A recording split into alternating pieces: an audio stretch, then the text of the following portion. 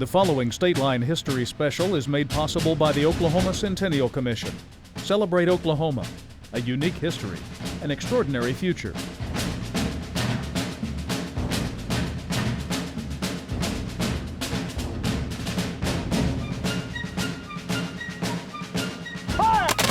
Oklahoma's most significant Civil War battle was fought on July 17, 1863. And one of the reasons the Battle of Honey Springs was significant was that it was the first real combat test of black soldiers fighting for the Union. The 1st Kansas Colored Infantry acquitted itself admirably at Honey Springs, and black troops continued to distinguish themselves throughout the Civil War. After the war, freed slaves began to see the military as a career option, and those men ranged from the Central Plains to Mexico, policing cowboys and Indians and outlaws and settlers. And they took a new post-war name from the Indians they were ordered to protect and also to oppress. On this edition of Stateline, the story of Oklahoma's Buffalo Soldier.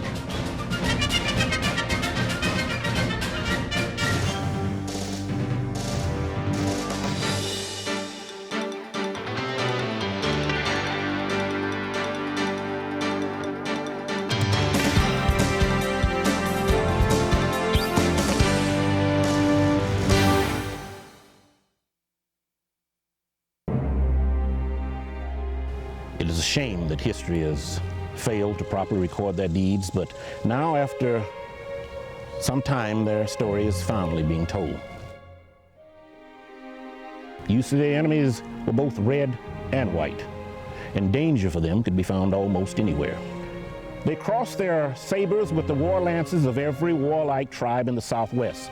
The enemies were numerous, but none of the enemies were ever able to say that when they came to the fight, they didn't always bring their best.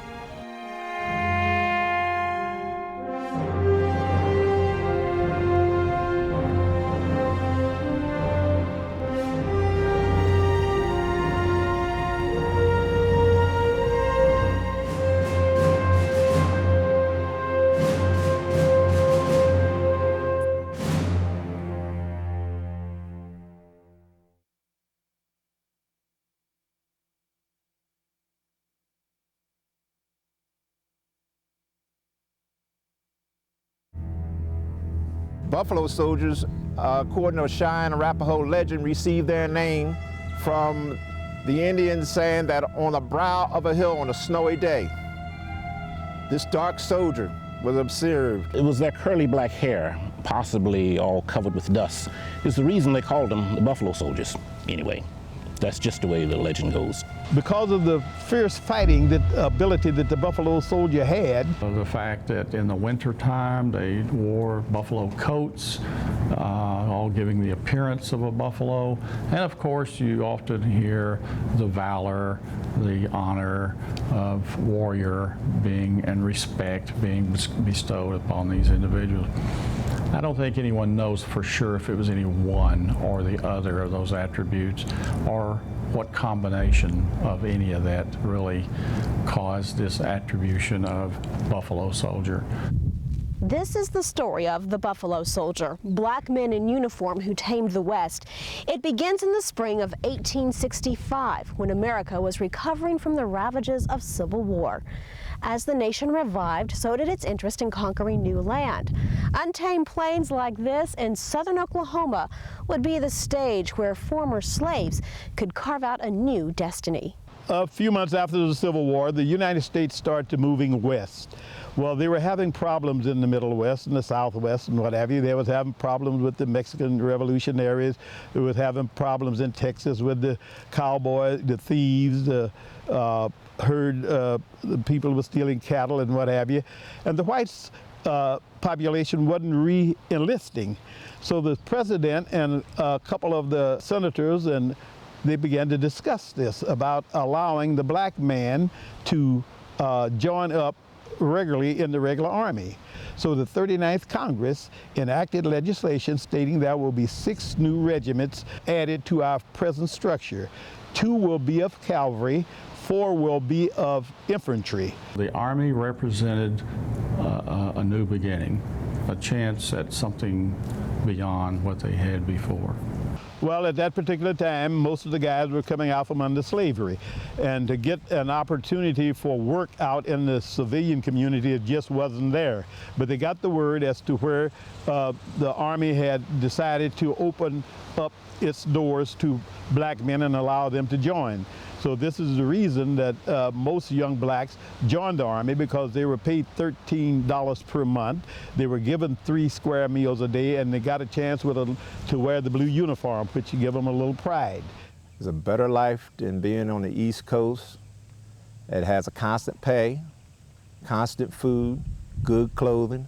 They thought it was a way of bettering themselves. It was a prestige to wear a uniform, and they thought they earned the right. Although 6 black units were created in 1866, only one of them first earned the name Buffalo Soldier, the 10th Cavalry. Colonel Benjamin Grierson took command of the 10th and accepted only the most educated recruits he could find. The 10th Cavalry only partially formed up in Fort Leavenworth, Kansas. The other part of the 10th was recruited and formed in Little Rock, Arkansas, and to some extent in Fort Gibson, Indian Territory. That group of soldiers came across the Indian Territory from the east into Fort Arbuckle near the present town of Davis, and the group from Fort Leavenworth went to West Kansas, south toward Fort Supply, and on down into the territory from the northwest, eventually ending up here at the camp on Medicine Bluff Creek. And the group from Fort Arbuckle joined them here shortly afterwards, and for the first time the 10th Cavalry was complete at what would become Fort Sill. Fort Sill was built by black soldiers, and that's sort of a little known fact. There's nothing here, there's no plaques, nothing that shows it was built by the 10th Cavalry. The 10th performed several duties on the plains. When the men weren't building forts, they escorted people or supplies moving through the region. But their chief job was keeping the peace in a crowded Indian territory. The 5 civilized tribes were removed from their original territories by an act of Thomas Jefferson, and this was a political move. They were moved across the Mississippi into what was then Indian Territory. Other tribes were also being removed to Indian Territory. At the time, Indian Territory included Nebraska Territory, Kansas Territory, and what is known today as Indian Territory or Oklahoma. When Kansas and Nebraska achieved statehood, all the tribes in this area were moved to Indian Territory, which is now Oklahoma. The territory was already claimed by the Southern Plains tribes of the Kiowa, Comanche, Plains Apache, Caddo, Wichita, Cheyenne, and Arapaho. Now, government policy gave these lands to the 5 civilized tribes, which were territories well known to the Southern Plains tribes, but they didn't tell the Indian people. Buffalo soldiers were actually policing the area, much like today the military does police action.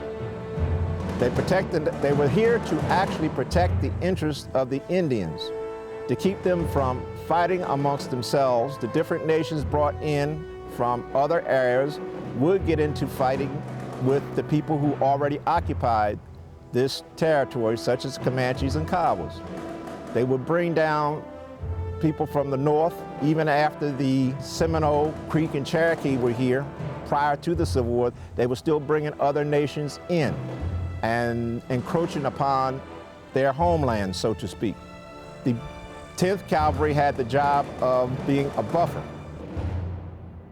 To be an effective buffer, the Buffalo Soldier would have to enforce the policy of the new American government on the tribes. That meant keeping tribe members on their reservations. As a result, many tribes saw their protectors as adversaries. One legendary confrontation between soldiers and Indians involved the great-great-grandfather of Native American historian Dennis Sotai. I come from a great chief who was the principal leader of our 10 bravest. His name was Stateline. which is Sitting Bear. And of all the clans, he was the leader of the 10 Bravest, which is our highest warrior society.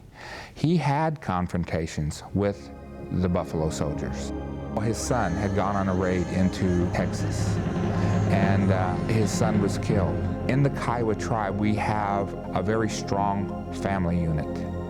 And Sitting Bear went to Texas to retrieve the bones of his son. Well, while he was off the reservation, he was captured, and he was eventually taken to Fort Sill.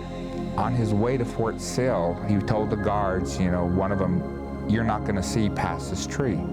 And then he sang his death song. According to our family history, he had powers which were very strong, and he pulled a knife from what he had in his throat, and he killed one of the guards, and in return he was killed. He died a warrior's death. That was his decision. He was a member of the Coatzinco, the 10 Bravest, who did not believe in being held captive, and that was his way to deal with it. He was the first Native American buried in what is today known as Chief's Knoll, a place of great honor, often referred to today as the Indian Arlington. Broken treaties, food rations that were never delivered, and movement restrictions pushed tribes to the brink. Confrontations were inevitable, and it wasn't long before others joined Sitting Bear on Chief's Knoll. There was starvation. Indians had to go off the reservation. The point of view from the Indians is it's survival. It's not being hostile. In modern times, it would be like going to another state for employment. However, you were essentially a prisoner of war on these reservations, and you were bound not to leave through imprisonment or withholding of rations. But if you're starving and you see your children starving, you have to go off reservation to perhaps raid another area to get some cattle, some beef, or some food back on the table. But an Indian off the reservation frightened settlers. They petitioned the government for protection. When we were in Oklahoma, we go up to Kansas and we go out over to Texas and New Mexico. If that's where they were headed, we would go. We were assigned this duty. Employed by the United States Army, they were efficient in what they did, and they killed a lot of Indians people, especially people from my tribe, the Kiowa. I'm sure that some realized that the Indians were being oppressed also, but after all, you were a soldier and you had took an oath, so you had to fight those oppressed people, you know, the same as you had been oppressed. But yes, the Buffalo Soldier, some recognized that, they were oppressed, but we had to follow orders. Coming out from under slavery and not having too many skills and not being accepted out into the community, you know, as a citizen, well, we had to take what was offered to us and do the best with it.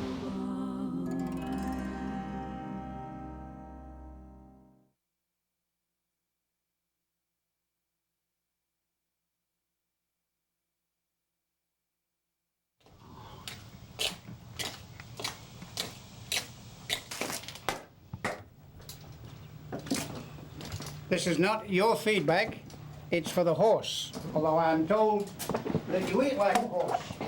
There was a great deal of prejudice, of course, in the beginning because there were major officers of renown who were offered command of these newly formed black units and who refused command simply because they thought their chances of promotion would be minimized or neutralized altogether if they were associated with these units.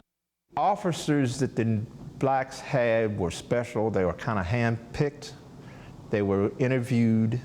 Most of them had prior connections with the black troops, USCT troops during the Civil War. They had to have some propensity for tolerance because they were starting new units from the ground floor up. The white officers who commanded the black regiments in the American West are credited with improving public opinion of the former slaves turned soldier. some even sacrificing family and career for the cause. I enjoyed my time with the Buffalo Soldiers. There's one thing about the white officers and the black soldiers. The officers probably had a closer relationship with the men in the black organizations than in any other organization, primarily because the officers had to do a lot of the paperwork themselves and teach the NCOs how to do it.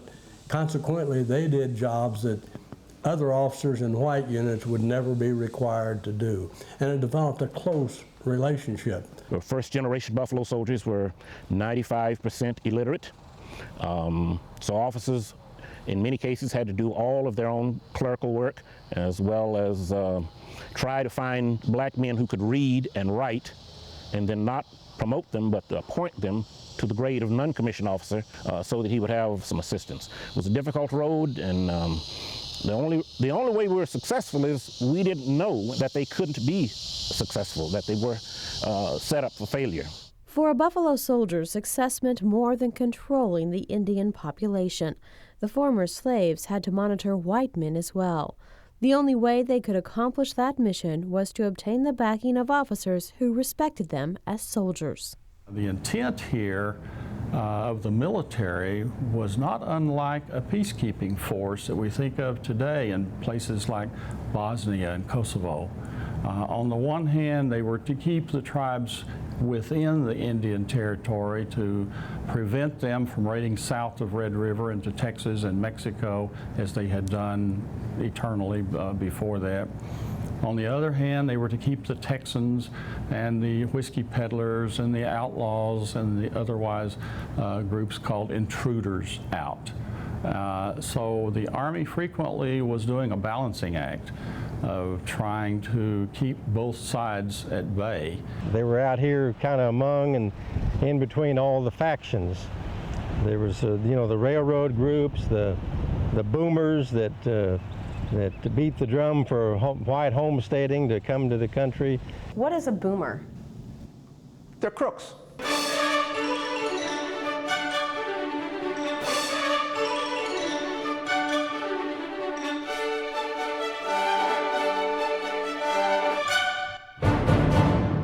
We had people coming in to steal the land with direct conflict with people of European descent who did not appreciate being told to leave, considering the complexion of their skin.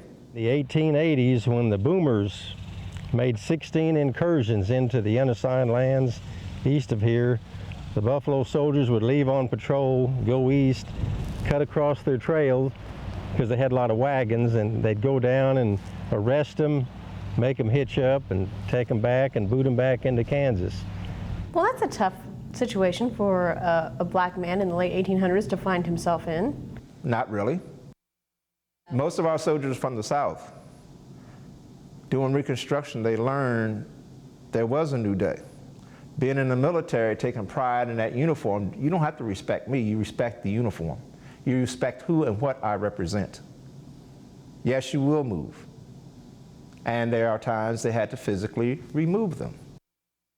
If it wasn't wayward Indians and sneaky boomers keeping the Buffalo Soldier busy, it was frustrated neighboring governments. The tendency of the Plains tribes, such as the Comanches, Kiowas, Southern Cheyenne, even the Osage, was to raid south into Texas and to hit the ranches, the small settlements, and even Mexico, and some accounts of Comanches going as far south as Central America on raids and returning here. Bringing their booty of horses, captives, all sorts of things. So what we see happening is the Indian Territory during this period becomes something of a sanctuary. And they continue to raid into Texas and Mexico and return here with the Army in Texas in hot pursuit, who could not cross the Red River in pursuit of these Indians. Conflict escalated between surrounding states, Mexico, and the U.S. government over the sovereignty of Indian Territory. Soon, Texas cattlemen joined the fray.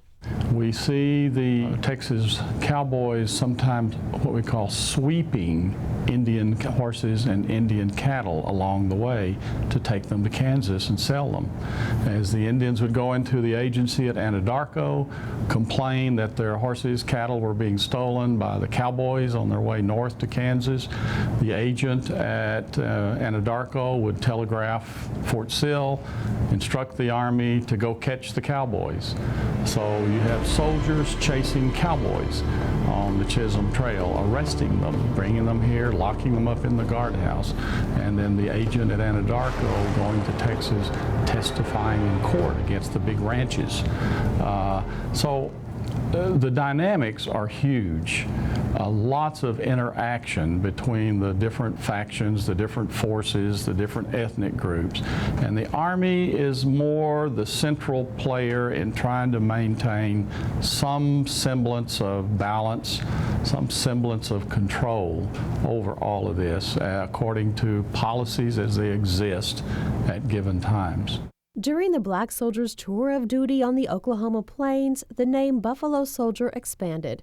Black infantry troops, originally called Wakaheeps by the tribes, adopted the name Buffalo Soldiers for themselves. The reputation of the 9th and 10th Cavalries became that of all black men in uniform. They felt at this time, that they were that the people were looking at them, and they had to stand up, for their race. And as a lot of people had went to bat for this experiment to prove that we could be good soldiers and what have you. They were role models. On the black side, they were looked up to. It was a government job. It was very difficult to come by, and with the proper education and use and the skills you obtained when you were a soldier, you could look for a little bit better life than the average person in the community just going through. 10 years after the first Buffalo Soldier arrived in Indian Territory, the regiment appointed its first black officer. His name was Henry O. Flipper. Lieutenant Henry O. Flipper arrived here in 1877, his first tour of duty straight out of West Point, the first black graduate of West Point Military Academy. There's a Flipper's Ditch, which is an engineer marvel at Fort Sill, where the water appears to run uphill to drain a swampy area. Today that ditch still exists. It is recognized on the National Register of Historic Places under the Secretary of Interior. After more than a decade of constant service in Indian Territory, the presence of the Buffalo Soldier on the Oklahoma plains began to fade as they were moved to other states. But the Buffalo Soldiers themselves endured. The Buffalo Soldier story lasted from 1866 until, we believe, until approximately 1951. World War II basically put an end to the horse cavalry. That is, we became too mechanized. At that time, the armies began to become integrated. When I was a kid, back in 1936, I wanted the soldiers would come down from Leavenworth with the shiny boots and the wonderful uniforms and what have you. And I wanted to quit school and go up to Leavenworth to join, but my father just wouldn't allow me to. Alfonso Benson never did join the black military unit, but he is something of a Buffalo Soldier today. Benson and the other historic reenactors you've seen on this program dedicate themselves to learning about and telling those stories so others will know how black men born into slavery helped tame the West. It isn't just black history. It's American history that just happened to be made mostly by black men. And so for some unfortunate reason, it hasn't been told in its entirety. Back in those areas, the reporters, the photographers, and what have you, they weren't interested in the black man. And the black, say he was illiterate, first coming in when those organizations was first organized, couldn't read or write, so he didn't keep diaries, and they didn't take too many pictures of them unless they got into trouble. But it was one thing fortunate that the commanding general of that particular area had to keep yearly or quarterly reports on his organizations and what they were doing. And this is where a lot of our authors now are going to the archives of the United States military, getting that information and writing books. Any historian will tell you the key to the future is the past. The historian who guards the past at the 10th Cavalry's home base at Fort Sill believes the Buffalo Soldier's story holds lessons we can use today. I drew this parallel several years ago when I was visited by some of the Joint Chiefs of Staff here. And as I was talking to them about the history, and I started comparing the events of that day and how things happened and how much they were like what was going on today in Europe and Southwest Asia, that they looked at me very surprisingly and said, "We never thought of it that way." If there was one thing that you would have people remember about the Buffalo Soldier, what would it be? That he was a good soldier. He loved his country, and he fought for his country, and he's still fighting for his country, and will always fight for his country.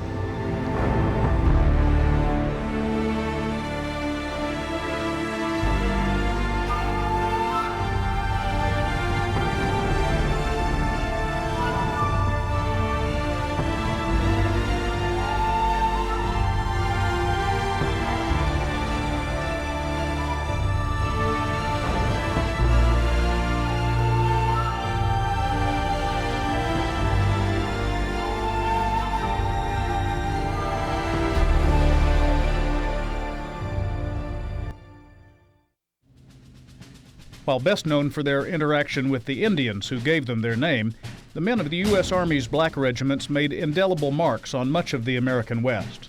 Many of today's roads and railroads and communication lines were begun by the Buffalo Soldiers.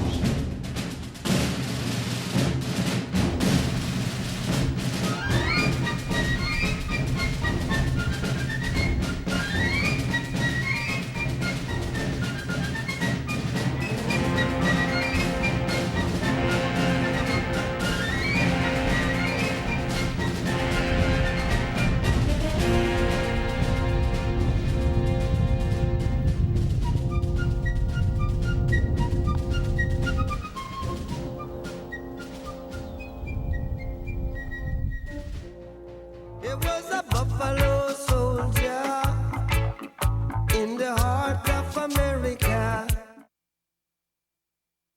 This Stateline History Special was made possible by the Oklahoma Centennial Commission. Celebrate Oklahoma, a unique history, an extraordinary future. For a VHS or DVD copy of this program, please send a check or money order for $22.95 to the OETA Foundation, Post Office Box 14190, Oklahoma City 73113.